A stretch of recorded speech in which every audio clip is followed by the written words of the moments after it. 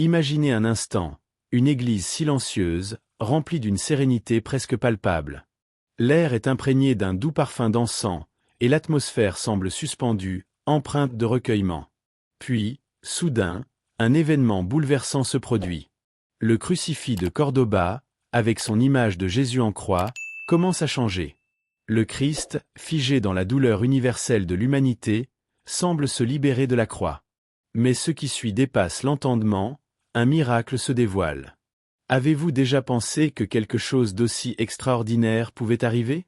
Un événement si rare, si puissant, qu'il transforme profondément la perception de la foi. Cette histoire n'est pas seulement un récit de croyance, mais le témoignage vivant de l'impossible qui se réalise sous nos yeux.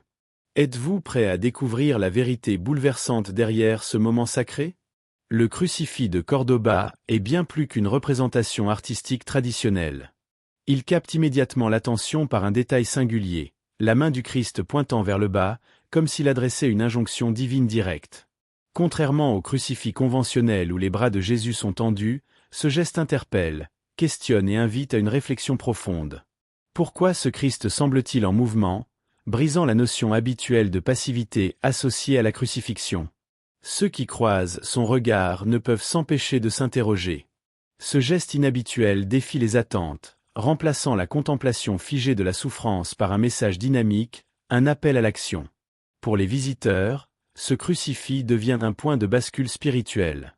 Le doigt pointé vers la terre semble indiquer une direction, une invitation à descendre dans les profondeurs de soi-même, à explorer des vérités souvent ignorées. Il y a dans ce mouvement une urgence silencieuse, un appel à se reconnecter à l'essentiel. Ce geste, si simple en apparence, ébranle les cœurs et suscite une réflexion existentielle chez les pèlerins. Quelle est cette transformation silencieuse qui s'opère à travers ce symbole? Pourquoi ce Christ semble-t-il adresser un message aussi personnel à chacun? L'art religieux, ici, transcende sa fonction pour devenir un instrument de bouleversement intérieur. La légende du crucifix de Cordoba ajoute une dimension encore plus poignante à son histoire. Elle raconte qu'un homme, rongé par ses péchés et incapable de se pardonner lui-même, s'est rendu dans cette église à la recherche de réconfort. Bien qu'il se soit confessé à maintes reprises, il demeurait prisonnier de son sentiment de culpabilité. Lorsqu'il se retrouva face au crucifix, quelque chose d'inexplicable se produisit. Le Christ, habituellement représenté tournant son regard vers le ciel, semblait le regarder directement. Ce regard, empreint de compassion et de pardon, bouleversa l'homme. Pour la première fois, il ressentit une paix profonde et la certitude d'être pleinement pardonné. Ce récit, transmis de génération en génération, a attiré des pèlerins du monde entier. La main du Christ, pointant vers le bas, est devenue un puissant symbole de réconciliation et de miséricorde divine. Elle rappelle à chacun que le pardon n'est pas une transaction, mais un don infini de Dieu.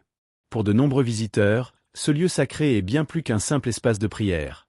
Il est une source de guérison spirituelle et une invitation à embrasser la grâce avec un cœur ouvert. À travers cette légende, le crucifix de Cordoba incarne l'essence même de la foi chrétienne, l'amour inconditionnel et la rédemption. Le miracle associé au crucifix de Cordoba a marqué les esprits de manière indélébile.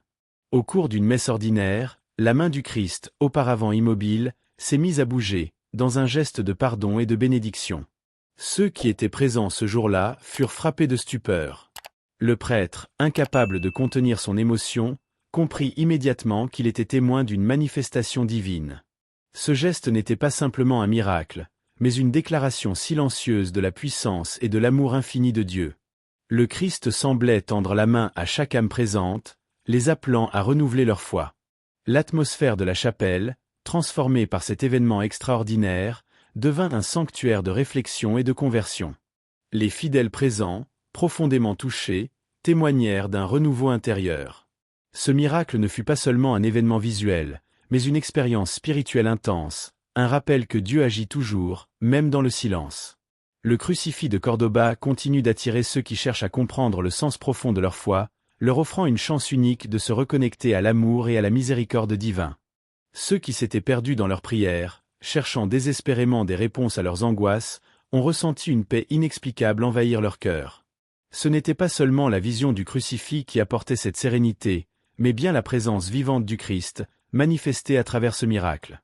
Une présence douce et forte à la fois, qui touchait les âmes avec une infinie miséricorde. L'impact de ce miracle ne s'est pas limité à ce moment unique. Les fidèles qui ont assisté à cet événement extraordinaire ont vu leur vie profondément transformée. En quittant la chapelle, beaucoup ont témoigné de changements radicaux dans leur cœur. Le geste de Jésus, abaissant sa main, était perçu comme un message clair. Le pardon est accessible à tous, à tout moment de la vie. Pour ceux qui portaient le fardeau des erreurs passées, ce miracle était un appel à la renaissance. Ce qui semblait auparavant impossible devenait désormais tangible. Le pardon n'est pas quelque chose à gagner, mais un don à recevoir avec un cœur sincèrement repentant. L'effet du crucifix de Cordoue a rapidement dépassé les murs de la chapelle. Alors que la nouvelle du miracle se propageait, des pèlerins de tous horizons affluaient pour vivre une expérience similaire de transformation. À chaque visiteur qui s'approchait du crucifix, de nouveaux témoignages émergeaient, des vies bouleversées, des cœurs endurcis soudainement adoucis par la grâce divine. Beaucoup racontaient avoir ressenti une paix immense, et surtout, avoir trouvé le pardon tant espéré pour leurs fautes. Ces transformations personnelles ont eu un effet multiplicateur sur la communauté locale. Les habitants ont redécouvert l'importance de la charité et de la réconciliation, changeant progressivement les relations au sein de leur société. Avec le temps, le crucifix est devenu un symbole puissant de renouveau spirituel et communautaire. Ceux qui se réconciliaient avec Dieu et avec eux-mêmes transmettaient cet esprit de pardon à leur entourage. Des conflits anciens, qui semblaient insurmontables, trouvaient enfin une résolution. La communauté, autrefois marquée par la méfiance et les divisions, vivait une véritable révolution des cœurs. Cette transformation a donné naissance à de nouvelles pratiques d'adoration et de service communautaire. Les gens se rassemblaient pour prier, réfléchir et s'encourager mutuellement à vivre selon les enseignements du Christ. La métamorphose personnelle se reflétait également dans la manière dont les fidèles abordaient les défis du quotidien.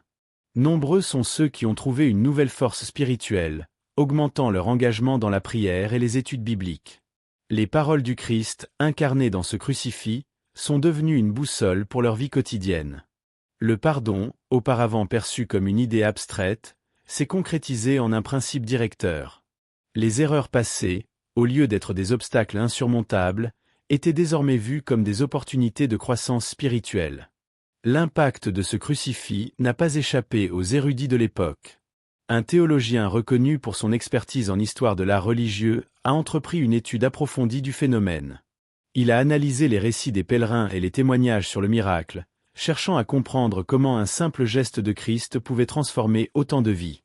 À travers ses recherches, il a conclu que ce crucifix n'était pas seulement une œuvre d'art sacré, mais un pont entre le divin et l'humain. Une invitation pour chaque âme à ressentir, de manière palpable, la grâce et le pardon de Dieu. Cet érudit a joué un rôle clé dans la perpétuation du message du crucifix. En organisant des veillées et des prières collectives, il a encouragé la communauté à approfondir sa compréhension de la miséricorde divine. Il a insisté sur l'importance des rassemblements spirituels pour renforcer la foi collective. Ces initiatives ont engendré un élan religieux sans précédent dans la région, consolidant les liens communautaires autour des valeurs chrétiennes. Le pardon, tel qu'incarné par le crucifix de Cordoue, a pris vie pour des milliers de personnes. Un cas poignant est celui d'une jeune femme, écrasée par la douleur d'une trahison, qui a trouvé dans ce crucifix la force de pardonner. Le geste de Jésus, main tendue vers le bas, semblait lui dire « Tu peux laisser cette souffrance derrière toi ».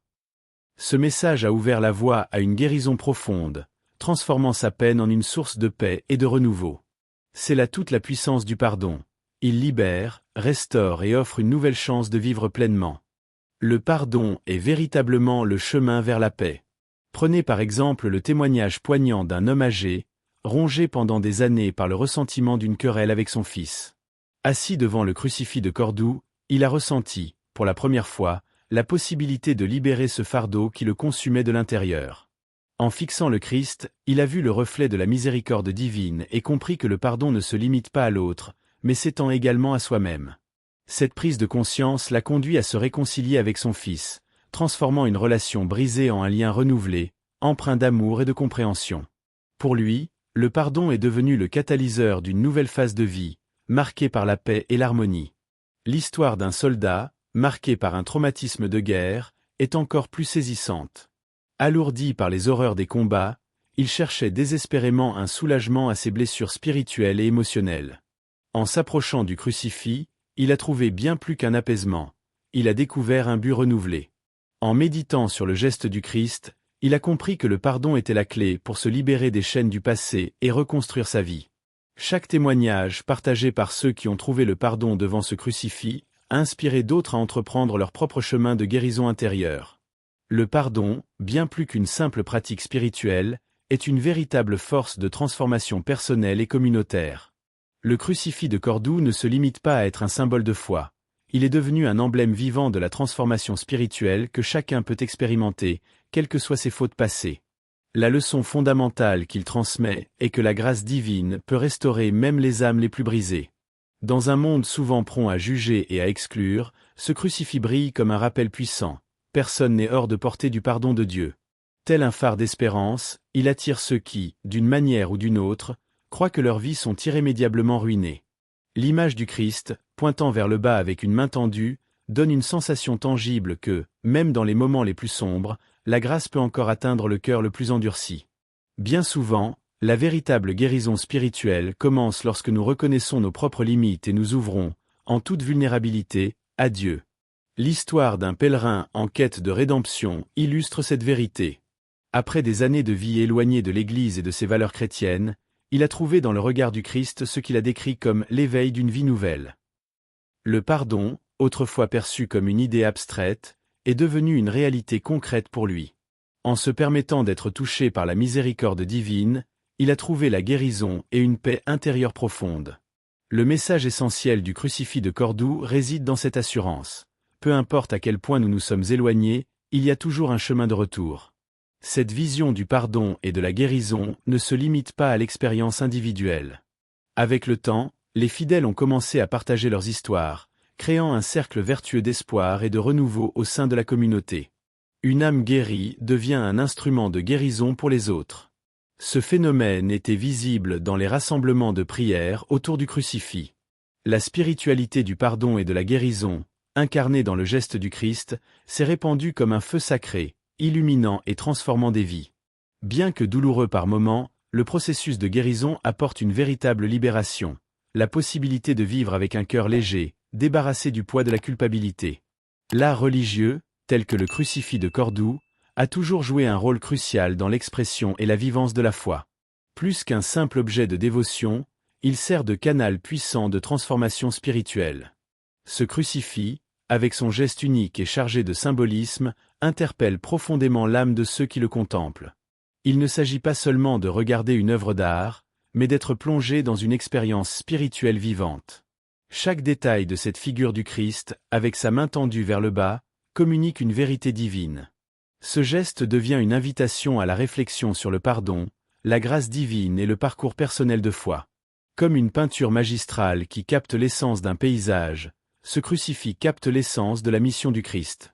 À travers ces représentations, les croyants sont appelés à s'approcher du divin d'une manière plus tangible et personnelle. Le crucifix de Cordoue devient ainsi une véritable école de foi, une méditation visuelle où chaque regard approfondit la relation avec le Christ. Ce n'est pas seulement un objet, mais une œuvre vivante qui éclaire le chemin de la foi et transforme la vie de ceux qui s'y attardent. Dans le contexte du crucifix de Cordoue, le confessionnal devient bien plus qu'un simple lieu de pardon. Il se transforme en un symbole puissant de réconciliation avec Dieu et avec soi-même. Le prêtre, en tant qu'intermédiaire de la grâce divine, ne se limite pas à absoudre les péchés. Il joue également un rôle de guide spirituel, aidant le pénitent à comprendre la profondeur du pardon et son impact transformateur sur la vie spirituelle. Entrer dans le confessionnal, c'est entreprendre une démarche qui dépasse la simple absolution des fautes passées. C'est saisir une nouvelle chance de vivre en harmonie avec les principes chrétiens, en renouvelant son cœur à chaque confession. Dans cette perspective, le confessionnal devient un espace de guérison émotionnelle et spirituelle. C'est un lieu d'introspection profonde, où le pénitent peut déposer ses peurs, ses échecs et ses blessures devant Dieu.